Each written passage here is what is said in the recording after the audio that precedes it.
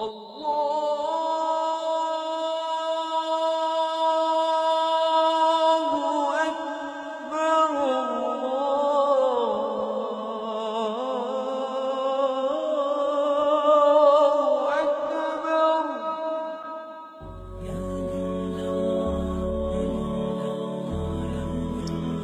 হচ্ছেন জান্নাতে প্রবেশ করার বৃহত্তম দুয়ার। আল ওয়ালিদু আওসাতু আবওয়াবিল জান্নাহ, এর মানে হলো জান্নাতে প্রবেশ করার সবচেয়ে সহজ পদ্ধতি হচ্ছে বাবা মায়ের খেদমত করা, তাদের সাহায্য করা।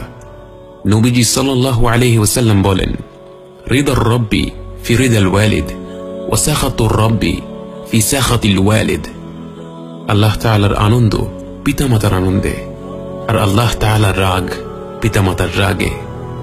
মুসনাদ ইমাম আহমদ এবং সুনান আবু দাউদ গ্রন্থে সে বিখ্যাত হাদিসে বর্ণিত আছে, একজন সাহাবী সুদূর ইয়েমেন থেকে এসে রাসূল সাল্লাল্লাহু আলাইহি ওয়াসাল্লামকে বললেন, হে রাসূলুল্লাহ, আমি ইয়েমেন থেকে এসেছি আপনাকে বাইআত দিতে, আপনার পেছনে জিহাদ করতে। আমার বাবা মা কাঁদছিলেন, তারপরও আমি তাদের ছেড়ে চলে এসেছি আপনার পাশে থাকতে।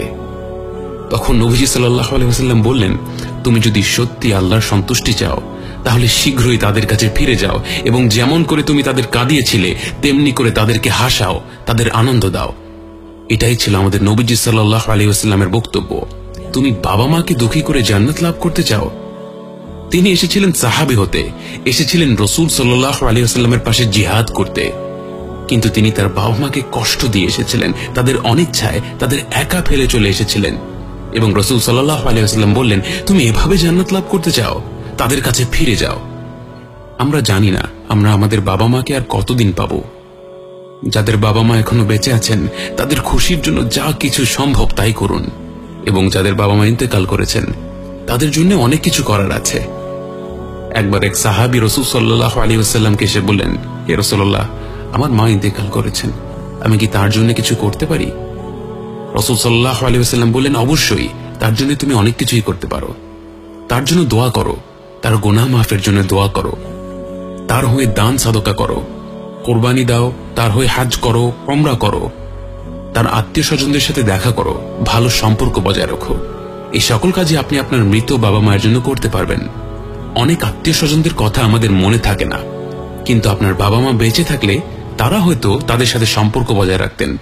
এখন আপনার উচিত তাদের সাথে ভালো সম্পর্ক রাখা, তাদের সাথে দেখা সাক্ষাৎ করা। এবং সর্বশেষে আমার তরুণ ভাই ও বোনদের জন্য কিছু কথা বলতে চাই, যারা মাশাআল্লাহ স্কুল শেষ করেছেন, কলেজে পড়ছেন, বিশ্ববিদ্যালয়ে পড়ছেন। এটা সব সময় মনে রাখবেন যে আপনারা বড় হতে হতে আপনাদের সবচেয়ে বড় আফসোস সব সময় হবে আপনার বাবা মায়ের সাথে দুর্ব্যবহার করা, আপনার বাবা মায়ের সাথে ঝগড়া করা, আপনার বাবা মাকে কষ্ট দেয়া। কঠোর কথা কখনো ফিরিয়ে নেওয়া যায় না। আপনার বাবা মাকে একবার কষ্ট দিলে সেটা কখনো ফিরিয়ে নেওয়া যায় না। আপনি যত দিন বেঁচে আছেন সেই স্মৃতিগুলো আপনাকে কষ্ট দেবে। আমরা যখন বয়সে ছোট থাকি তখন রেগে যাওয়াটা খুবই সহজ, কিন্তু যেই আফসোস আর স্মৃতি আপনার সাথে রয়ে যাবে তা আপনাকে সারাটি জীবন কষ্ট দেবে। তাই আমার প্রিয় ভাই ও বোনেরা, আল্লাহ কোরআনে যা বলেছেন তা সব সময় মনে রাখবেন। তোমরা বাবা মায়ের সাথে চমৎকার ব্যবহার করবে, এমনকি তাদের উফ পর্যন্ত বলবে না, তাদের সাথে খারাপ ব্যবহার করবে না।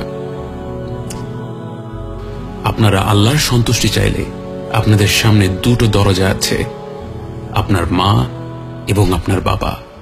তাদের খুশি রাখুন।